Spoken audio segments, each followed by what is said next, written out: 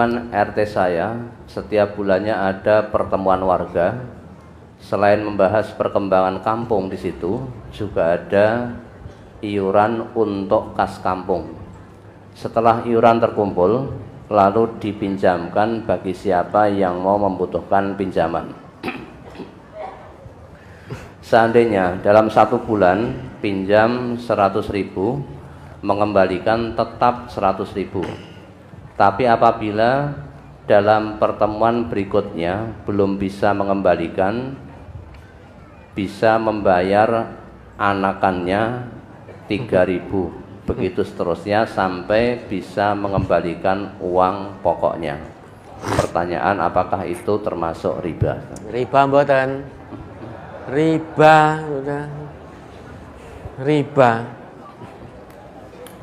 Kita iuran kampung toh, maka betul-betul saat ini kita membuktikan apa yang sudah disabdakan oleh Nabi setidaknya 15 abad yang lalu. Layak tiyanna 'alan nas zamanun. Sungguh-sungguh. 2 kali sesungguhnya itu. Karena Nabi menggunakan lamut taukid dan nunut taukid. Lam penguat dan nun penguat, sehingga menguatkan apa yang diinformasikan oleh Nabi kita. Layak diyanna 'alan nasi zamanun. Sungguh-sungguh, benar-benar, 2 kali sesungguhnya pasti akan datang satu zaman menimpa manusia. La yabqa minhum ahadun illa akilur riba. Tidak ada satu manusia pun kalau zaman itu sudah datang kecuali dia menjadi pemakan riba. Faman lam yakul asabahu min ghubarihi. Zaman itu sudah datang, kalau dia tidak makan riba, dia akan terkena debunya riba. Ini brosur Ahad yang lalu. Debu itu kecil, ghubar itu kecil, berterbangan ke sana kemari, sehingga bisa menempel kepada siapapun. Meski kita tidak punya niatan untuk makan riba, namun kalau tidak hati-hati bisa terkena debu riba. Biar tidak terkena debu riba ini, sekecil apapun peluang untuk menghindar dari riba, maka ambil peluang itu. Meski peluangnya hanya sekecil ghubar, sekecil debu. Kalau untuk menghindar dari riba, peluangnya hanya sangat kecil laksana debu, maka ambil peluang itu. Ketoke iuran kampung toh, ketoke apik toh. Yang pinjam 100.000 bisa kontan, balik gini ya 100.000. Ternyata setelah itu ada akad berikutnya. Bagi yang sudah jatuh tempo, belum bisa melunasi pokoknya, maka dia bisa bayar hutangnya terus, bunganya terus 2.500. Biasanya dengan dalih biaya administrasi, mesake administrasi ini. Disalah-salahke terus, dijadikan kambing hitam. Dijadikan alat untuk berbohong, untuk memanipulasi riba. Ini sebagai administrasi, padahal bunga.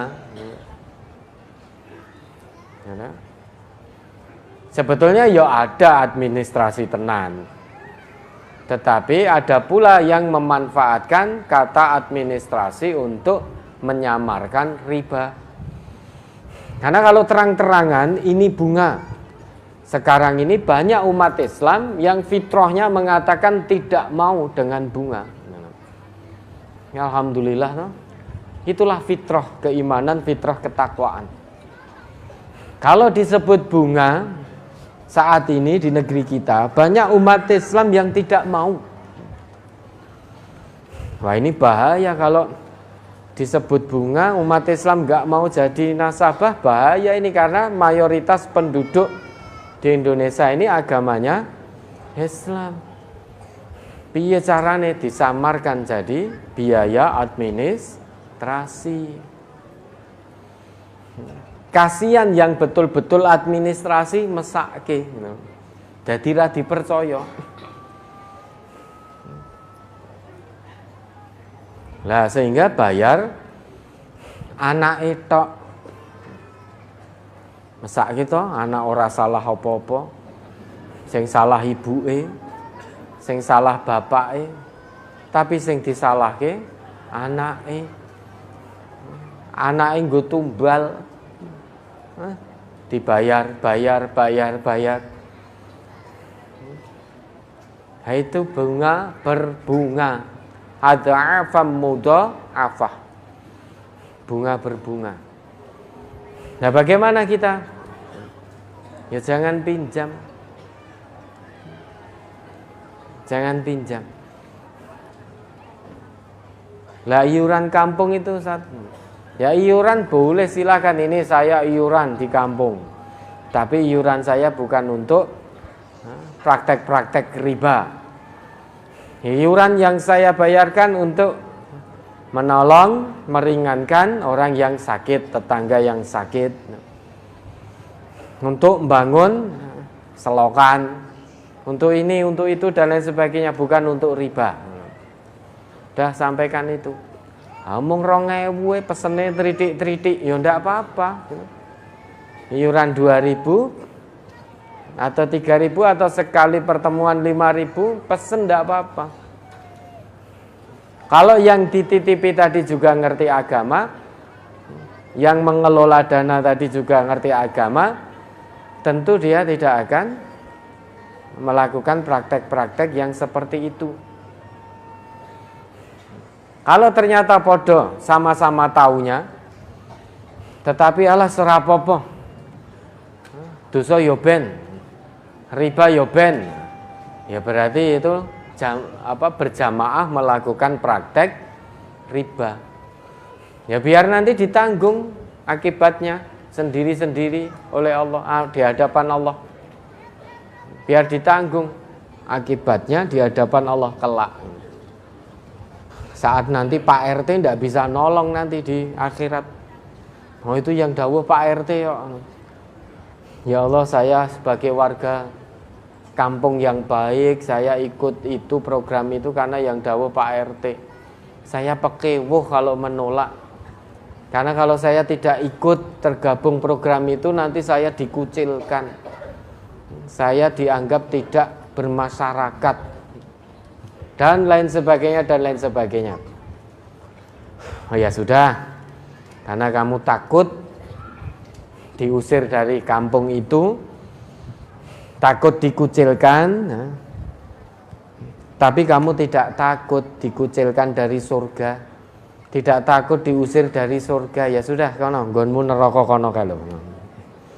Di mana ya Allah kono lho, rodok pojok kono, ya rodok jero sithik, ya. Dah sana. Enggak mau ya Allah, ora gelem, seret sudah. Seret oleh malaikat di atas wajahnya itu, seret gedung-gedung ora masalah kan ini. Seret terus sampai neraka uncal ke plung. Seperti jenengan nek nyeret sampah itu loh. Ya toh, nyeret sampah itu kan enggak butuh dengan sampah. Jenengan neret-neret saking abote mungkin sampahnya banyak, seperti dulu waktu jenengan meninggalkan sampah di pondok itu.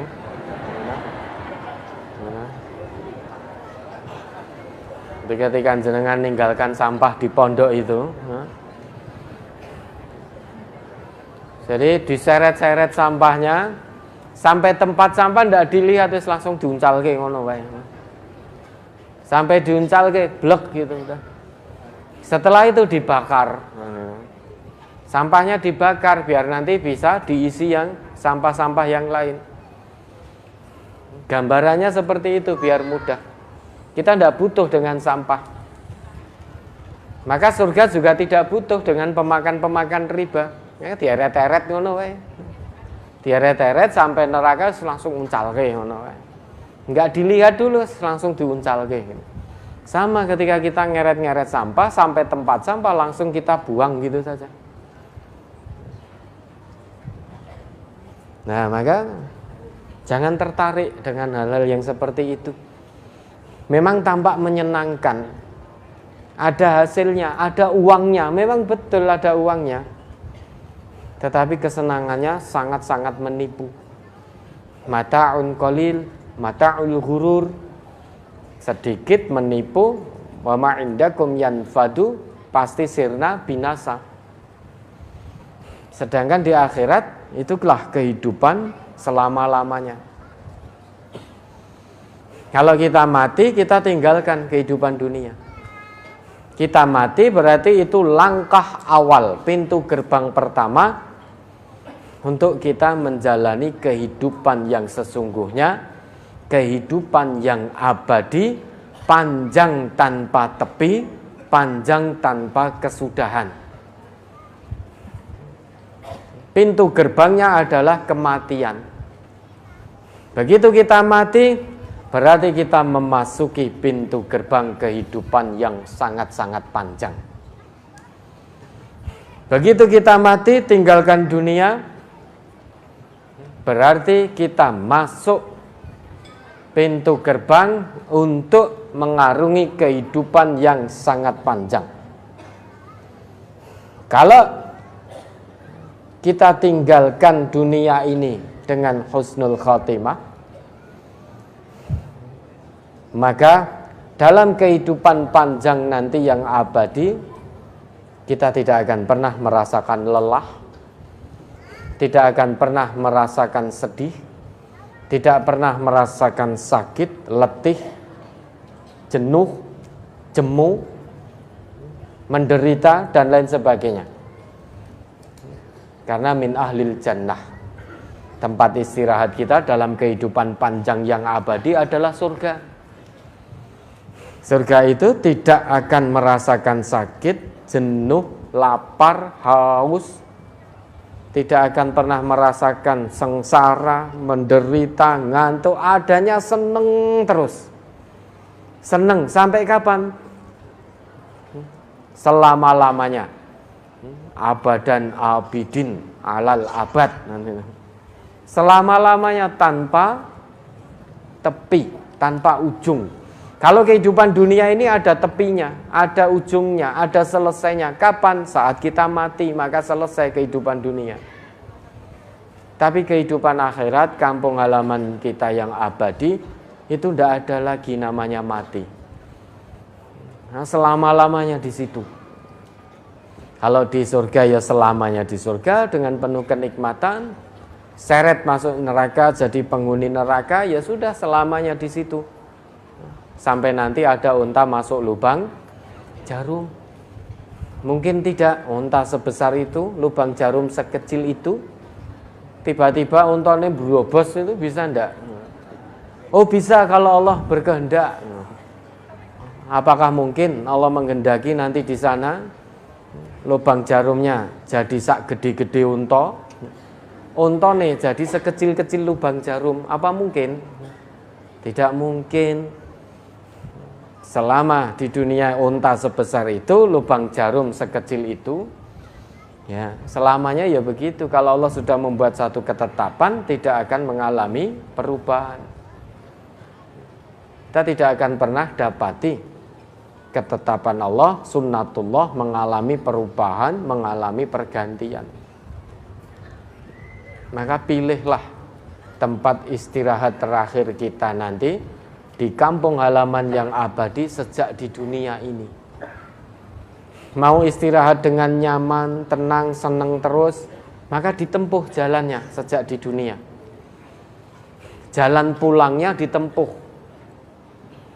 Kalau pengen tempat istirahat yang menyengsarakan, menghinakan, dan lain sebagainya, ya tempuh sejak di dunia. Di dunia menempuh jalan dengan penuh kesenangan.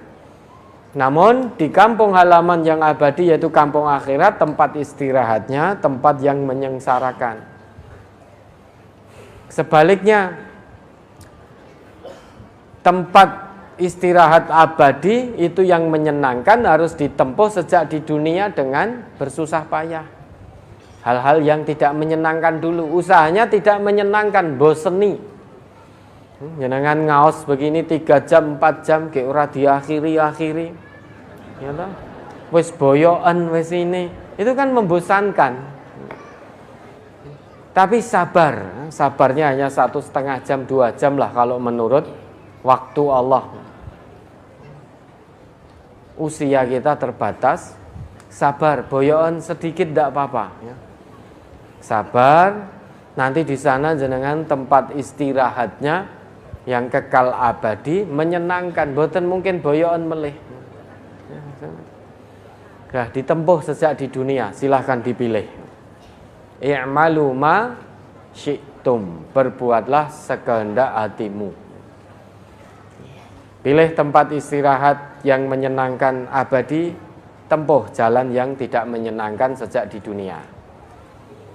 Pilih tempat istirahat yang menyengsarakan abadi, silakan tempuh jalan yang menyenangkan penuh dengan kecocokan hawa nafsu sejak di dunia. Masing-masing akan mendapatkan balasannya yang setimpal. Kalau kata Allah, wa innama tuwaffawna ujurakum yaumal qiyamah faman zuhziha 'anil nar wa udkhilal jannah faqad faz wa mal hayatud dunya illa mata'ul ghurur. Hanya pada hari kiamat sajalah manusia akan diberikan balasan yang setimpal. Kalau nanti pada hari kiamat kita dijauhkan Allah dari api neraka dan dimasukkan ke dalam surga, faqad faz, itulah orang yang beruntung. Wa mal hayatud dunya illa mata'ul ghurur. Dan kehidupan dunia ini hanya kesenangan yang menipu, yang melalaikan manusia dari kehidupan yang sesungguhnya kelak, yaitu kehidupan akhirat. Maka jangan pilih jalan kemaksiatan. Pilihlah jalan menuju keridhaan Allah, menuju kebahagiaan, kenikmatan yang hakiki, kenikmatan yang tidak menipu, kenikmatan yang abadi, yang tidak pernah habis, tidak pernah sirna. Ma indakum yanfadu wa ma indallahi baq. Ya, ini masih banyak Ustaz. Masih. Ini mungkin nanti ya kita akan akhiri mungkin 11:30, karena nanti kami harus takziah